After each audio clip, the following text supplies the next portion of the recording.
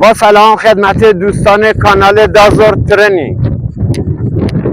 دازور علی هستم. دوستان عزیز، در این پارت ویژه با شما دوستان عزیزم و نکات بسیار ویژه‌ای داریم امروز در رابطه با فرمول نقطه زنی و این فرمولی که امروز میخوام بهتون بدم ابر تکنیک برای نقطه زدن.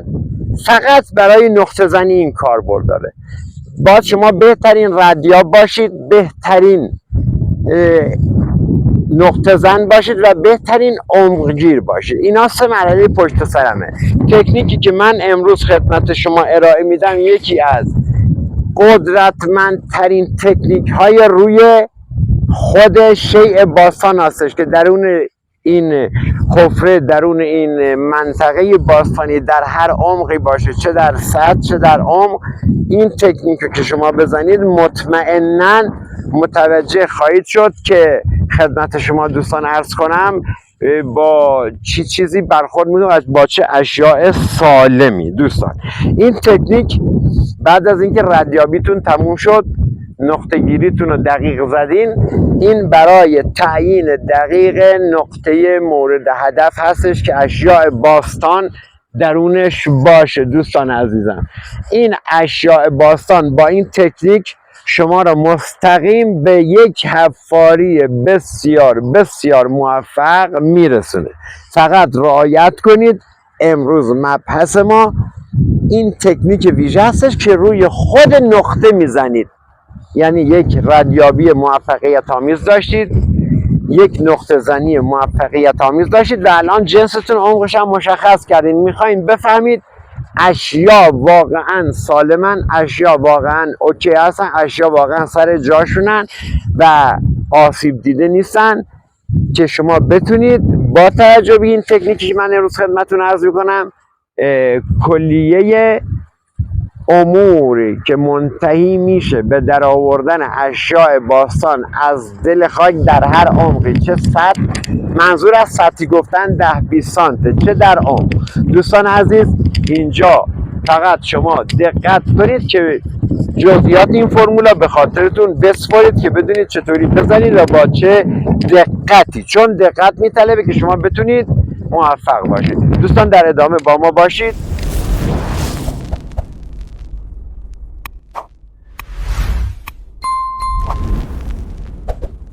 گلم، دوستان گلم عزیزان، بعضی مواقع شما باید وقتی هدفتون رو دقیق ردیابی کردید و به قولی روش زوم کردید، من الان میخوام به اصل تکنیک بپردازم. من میخوام الان اصل این تکنیک میلیون دلاری نه میلیارد دلاری خدمت شما عرض کنم.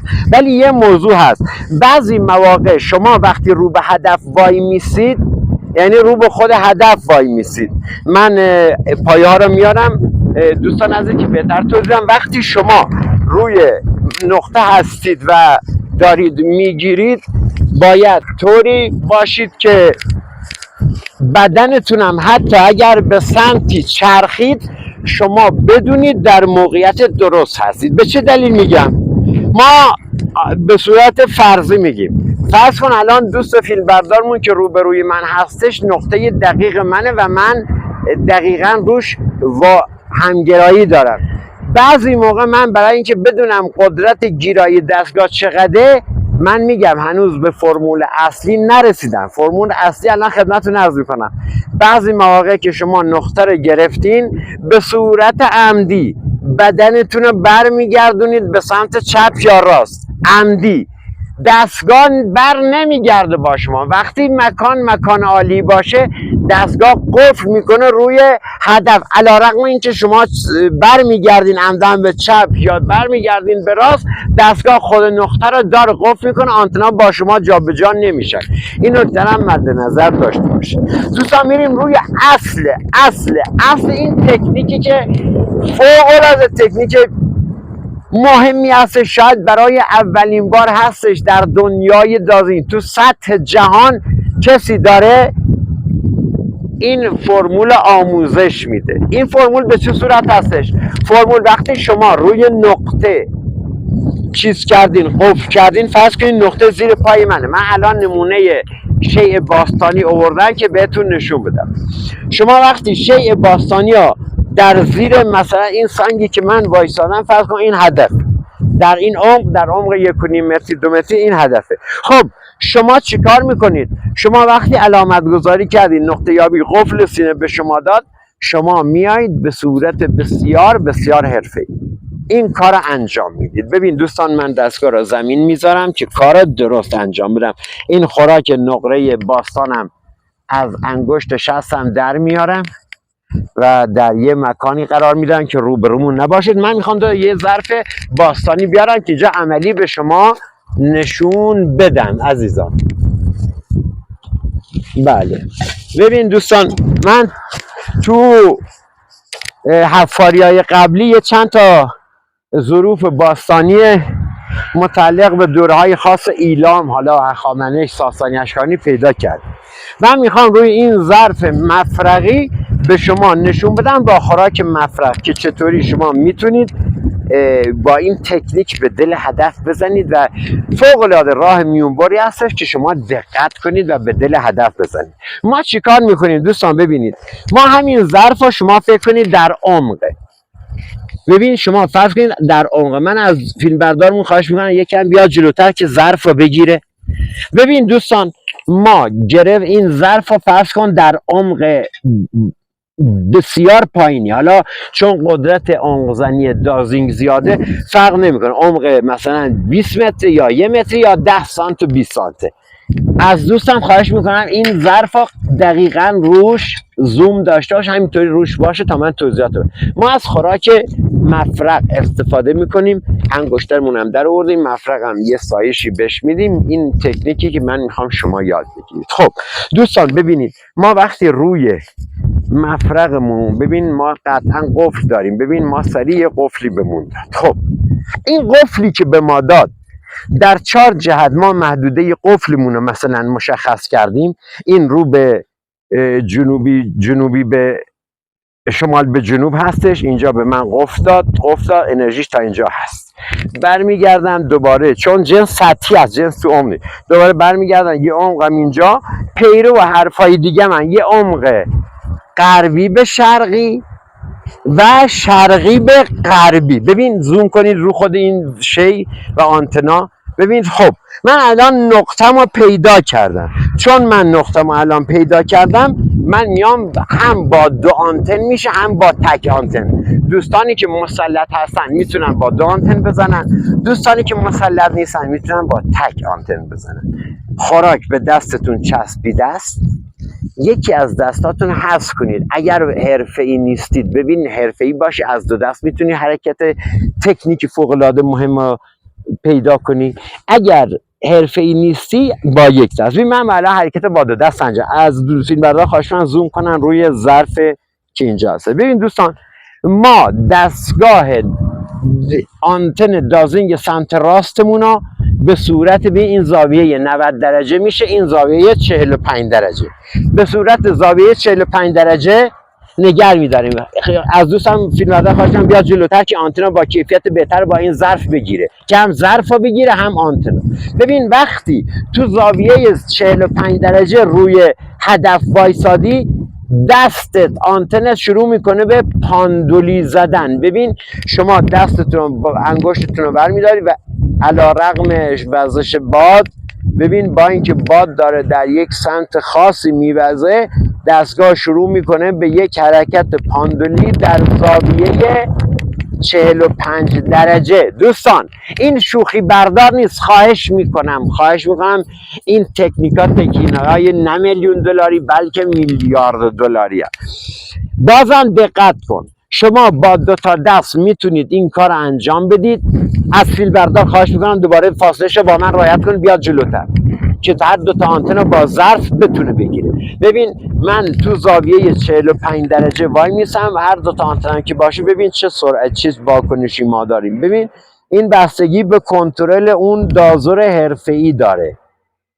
خب با 1 دست، ببین دوست من، با 1 دست ببین بازم ما حرکت پاندولی روی شیء مورد نظر در هر عمقی که باشه داریم. خب میریم روی اصل مطلب. دوستان زاویه 45 درجه یادتون نره، دست باید به صورت زاویه 45 درجه باشه با دقت بسیار زیاد. وقتی ردیابیتون رو زدین حرفه‌ای، نقطه یابیتون رو کردین حرفه‌ای، عمقگیریتون هم کردین، این تکنیکی که انجام بدی 99% به شما میگه جنسی که در پایین هستش سالمه یا جنس متلاشیه. بسته به ضریب واکنش پاندولی دست شما متوجه میشید که با چه شیئی مواجه هستید در عمق، چه در صد که منظور ما 10 سانت 20 سانته، چه در عمقی که منظور ما 20 متره، 30 متره، 3 متره، 1.5 متره.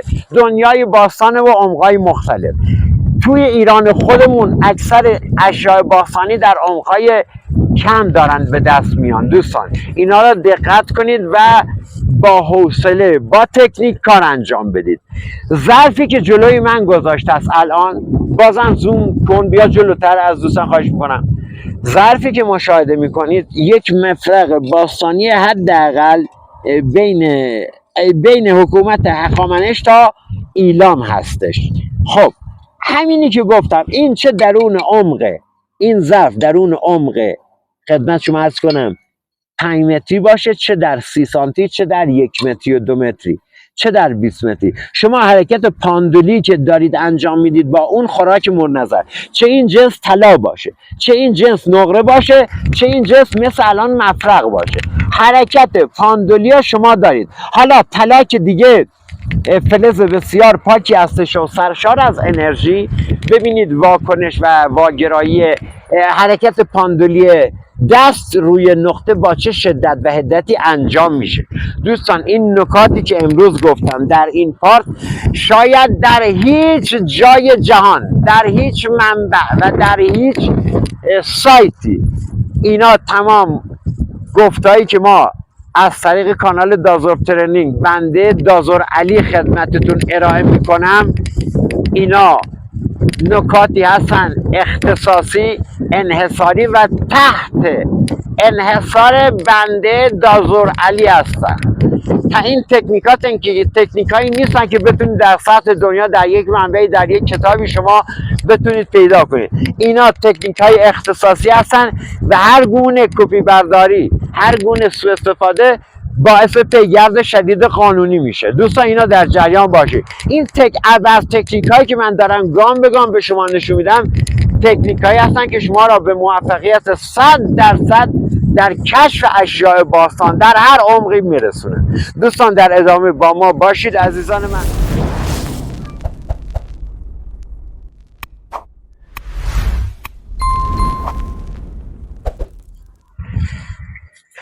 شرایطی که در محیط ها پیش میاد، بعضی موقع شما دوستان یه سری اشیاء هستن روی سطحن، حالا طی یک درگیری، طی یک زد و خوردی، حالا هرچی اینا روی سطحن. وقتی ما میگیم سطح یعنی 10 تا 20 سانت عمق اینا هستن. بعضی موقع جنس ها در عمق های مختلفی هستن. بعضی از مواقع هم شما میخواید به صورت تمرینی این شیء رو میذاری جلوت، مثلا تو خونه، تو محیط، حالا خونه محیط آلوده است، باید اشیایی که میخواید برای امتحانی و امتحان کردن و یادگیری چیز انجام بدید باید در فاصله کمی باشن. شما نمیتونید تو خونه مسکونی که محیط آلوده هست، ماشینا از تو خیابون رد میشن، اتاقای همسایه، حالا ساختمان آپارتمانی چه ساختمان های ویلایی، هرچی دور تا دور اطراف شما به شما 1 کیلومتر 2 کیلومتر طلاها وجود دارن، نقره وجود داره. اینا تو ساختمونا دست بالاخره دختری زنی هر که تو ماشینا تو خیابون رد اینا تاثیر میزنن رو دستگاه دازی، حساسیت دازی زیاده. پس به این دلیل میگیم در خونه اگر میخواین یه چیزی رو مثلا بذاری جلوتون و تمرین کنید، سعی کنید در نزدیکترین حالت باشه، نه در دورترین حالت که اطراف رو شما تاثیر بذاره، محیط آلوده باشه و بعد مجبور بشید برید بیرون تمرین کنید. یه موضوع پس شد 3 نوع انرژی: یه انرژی که روی سطح، یه انرژی که درون عمقه و یه انرژی معمولی که من اینو الان میذارم اینجا تازه گذاشتم و این انرژی کمی ازش مستفاد میشه ولی گیرایش خوبه. دوستان عزیز، ببین مثل آهنرباست، یه آهنربای فوق العاده قدرتمند عمل میکنه که اونا مثال در عمق اشیاء که بسیار در عمقن و بالای 100 سال در اعماق زمین هستن و شیء باستانی که 100 سال بیشتر از عمرش زیر زمین باشه، شیئی که بالاتر از 100 سال زیر زمین دفن شده باشه، محیط 10 متر در 10 متر آلوده میکنه. این 10 متر در 10 متر شما سعی کنید با دقت زیاد، با دقت بسیار زیاد پیداش کنید. یعنی درون یک دایره مربعی هستی ولی با دقت اون نقطه مورد هدف ها دقیق پیدا کنید که درون این حاله دچار دردسر نشید. میریم روی اصل مطلب. کمی فرمول بسیار مهم و میلیون دلاری هستش. ببین دوستان، از فیلم بردار خواهش میکنم بیاد جلوتر. حالا من این تکه صخره رو با این مثلا مطابقت میدم، مثلا این عمق زیر زمینه. من اگر دوباره اینا تو زاویه 45 درجه، خواهش میکنم دوست فیلم بردارمون بیاد جلوتر که بتونه هم ظرفا بگیره هم آنتنی که تو دست منه. ببین من حتی در هر عمقی که شما باشید این حرکت پاندولی انجام میشه، حالا چه این در عمق 20 متری باشه چه در عمق 30 سانتی. ببین دوستان، حرکت پاندولی روی اشیاء سالم انجام میشه، یعنی شی سالم هستش. حالا اگر این شی درون خاک باشه و خلوال ها خاک روش خوابیده باشه، چندین متر خاک روی این شی باستان باشه، ببینید پاندول دیگه چقدر منظم و چقدر قوی میزنه. و فلز طلا، فلز نقره، فلز مفرق و فلز ابجد، 4 فلز باستانی هستن، 3 جوش هم هست.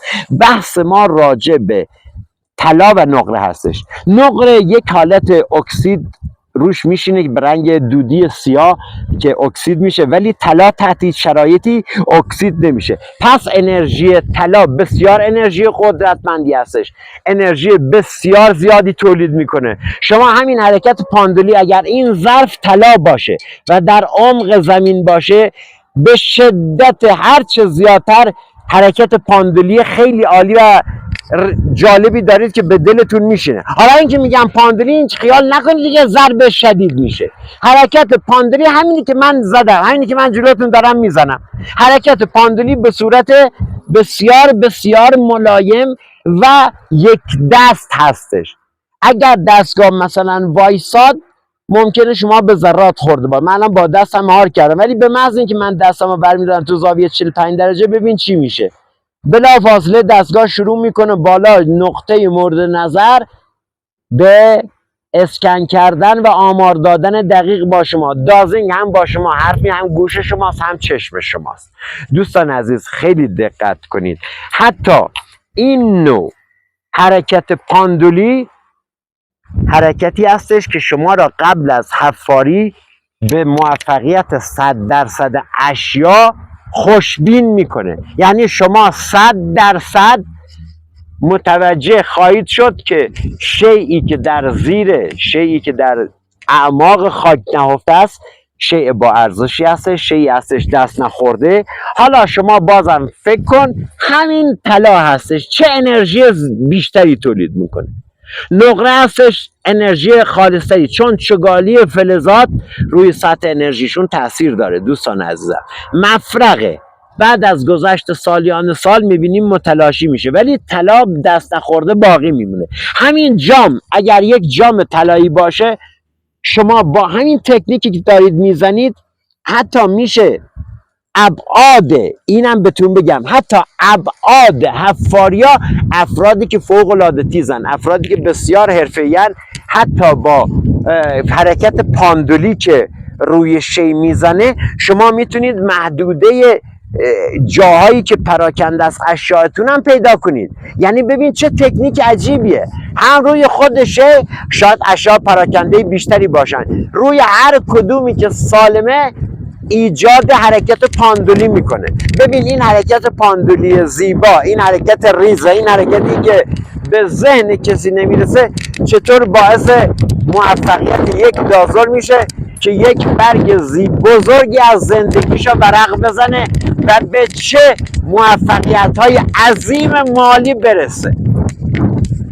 به قول ضرب المثل‌های اروپایی میگه مجموعه حرکات و کارهای کوچک سبب یک کار و اتفاق بزرگ و مهم میشه. ببین ریزکاری، تکنیک های ریز، فرمول های ریز شما را 100% به دل موفقیت میرسونه. همین تکنیکی که الان من گفتم، حالت پاندلی، هم با 2 دست هم با تک دست، حالا چپ دستی چپ دست، راست دستی راست دست، با هر 2 دست مسلطی هم حرفه‌ای هستی با 2 دست. ولی همینی که علاوه بر این که همین جامی که اینجا میبینید، همین جام اصیل بردار خواهش میکنم رو بیاد جلوتر که جامو ببینه. روی همین جامی که شما دارید میبینید حرکت پاندلی که میزنه، اگر شیء دیگری در 30 سانتی، در 1 متری، در 2 متری، در 3 متری، در 4 متری باشه، دوباره حرکت پاندلی شروع میکنه و به نوعی امضای آخر کار هستش واسه تأییدیه اشیاء سالمه دفن شده در اعماق زمین و یک شیء باستانی، حالا چه تمدن گفتم ایران باشه، چه تمدن روم باشه، چه تمدن مصر باشه، چه تمدن یونان باشه، فرقی نداره. دستگاه دازینگ بالاترین میونبر در بین کلیه دستگاه های موجود در جهان میزنه. دوستان در ادامه با ما باشید عزیزان من.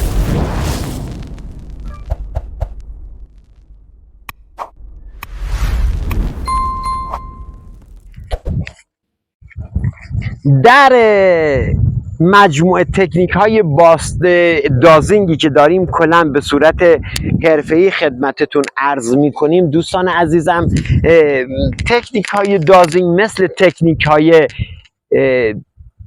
دستگاه های بازاری نیستش دوستان، که دستگاه های بازاری روی چیز خاصی تنظیم بشه، یک مثلا بالاخره یک صدای، یک صوتی از و امواجی که از اشیا برخواسته میشه تبدیل به صوت میشه، به گوش شما میرسه.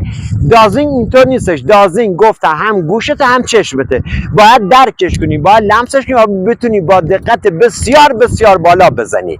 ما به این دلیلی که گام به گام داریم میریم جلو. شاید الان یه دوست سوال کنه آقای تماسبی، دازور علی شما چرا این تکنیکا زودتر نگفتی؟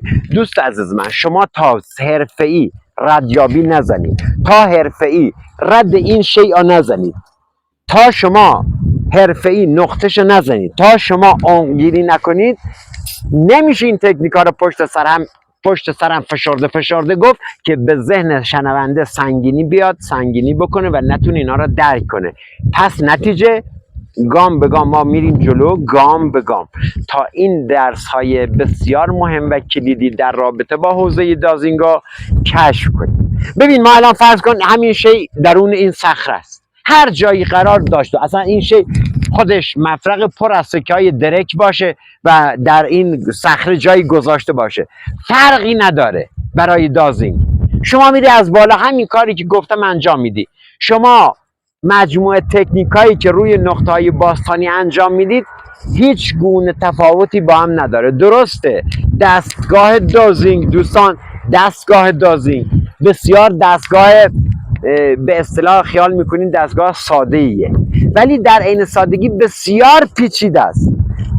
یک شاهنامه، یک کتاب بسیار بزرگی میشه در مورد دازینگ نوشت که من همین الان شروع کردم و در شرف نوشتن و چاپ ببریم زیر نشر، و بسیار کتاب مهمی ها راجع به علوم ناشناخته دازینگی که متاسفانه در کشور ما که شاید 3% بیشتر 5% نشناسن، بالاخره این زحمت رو به خودمون بدیم و این علم رو بیشتر به کشور خودمون و بقیه سراسر جهان معرفی کنیم. به سیستم دازینگ گفتم در کشورهای خاورمیانه هنوز جا نیفتاده که کسی بتونه معدن‌های گران قیمت کشف کنه، رگه‌های آب‌های زیرزمینی کشف کنه یا اشیاء باستانی از تمدن‌های گذشته کشف کنه.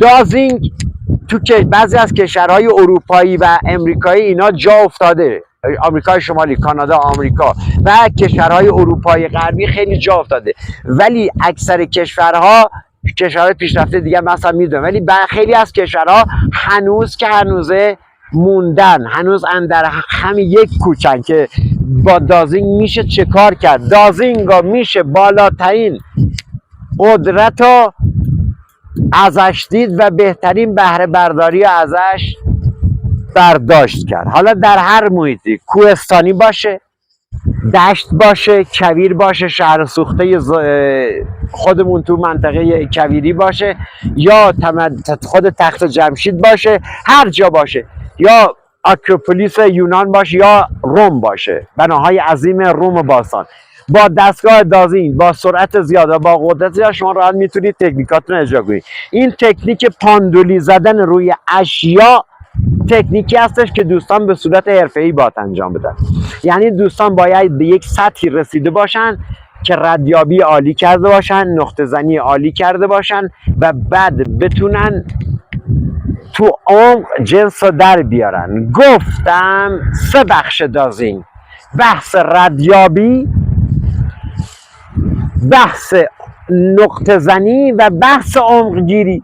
3 مرحله است. این 3 مرحله هر کدوم از یکی مهمتره. یعنی تا یکی حرفه‌ای نشید تو دیگری پیشرفت نداری. شما وقتی یک ردیاب بسیار حرفه‌ای هستی، مطمئن باش بعدش یه نقطه زن بسیار حرفه‌ای میشی، بعدش هم عمق زن بسیار حرفه‌ای میشی که عمقات حتی میلیمتری میزنی. شاید بعضی موقع باور نکنی ولی به دل هدف میزنی و بهترین اشیا باستانی هم در میاری. دوستان خواهشی که ازتون دارم، محیط‌های باستانی ها با حوصله چک میکنید. علی رغم لوکیشنی که هم در میارید، بازم همین پاندولی زدن تو بحث پیدا کردن لوکیشن دقیق و لوکیشن درست به شما کمک بسیار مهمی میکنه. پاندولی زدن هر 2 آنتن چپ و راست یا یک آنتن کافیه روی نقطه باستان قوت قلب زیادی به شما میده و به شما اعلام میکنه که شیئی که دنبالش هستی این شیء باستانی هستش و شیء سالم هستش. فقط با دقت و با حوصله، ذهن آماده، بدن آماده، ریلکس. نه اینکه ذهنتون یه لحظه یه قبر یا دیدید بالاخره بارندگی یا زلزله یا چیزی ابعادش آورده تو معرض دید عموم، نه که چشمت گیرت بگی بله. دستگاهتو بزن، شاید نیم متر اونورتر قبر، شاید خود قبر فکر باشه قبر بغلی پوشیده است، اشیا اونجا. پس با دقت زیاد دوستان عزیزم دقت کنید، ردیابی، نقطه زنی و عمقگیری را با دقت انجام بدید. و بالاخص این نکته‌ای که خدمتتون عرض کردم، نکته بسیار مهم پاندولی زدن.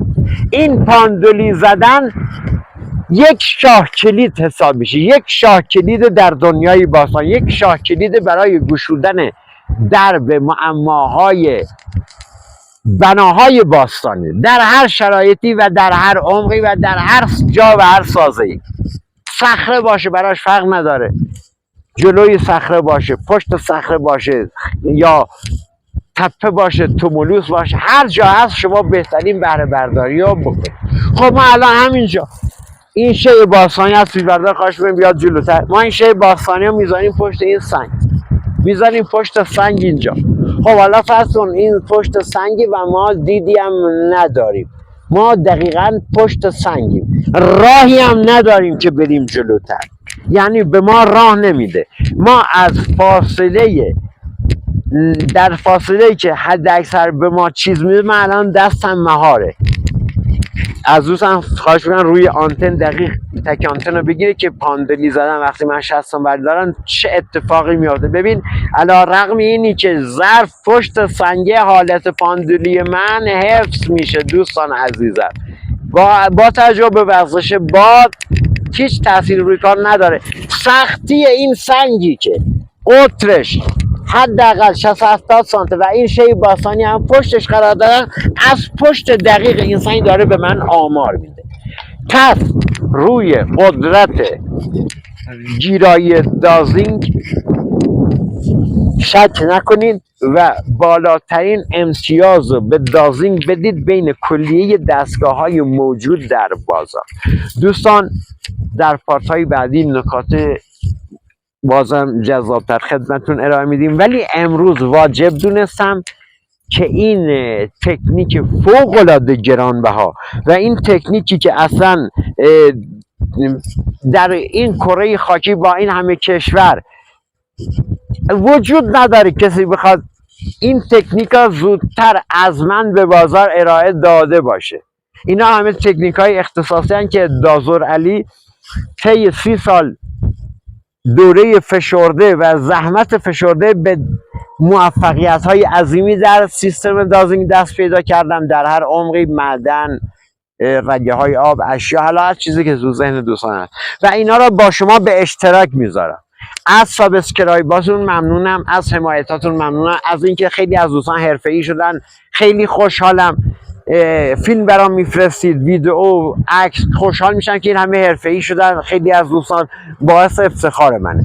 دوستان عزیز، این تکنیکو با دقت کامل در جهت کارتون پی میگیرید و ما تا پارت بعدی همه شما دوستان عزیز رو به ایزد منان میسپاریم. امیدواریم مانا و پایدار باشید و کمک های زیادی از انرژی تاریک دریافت کنید.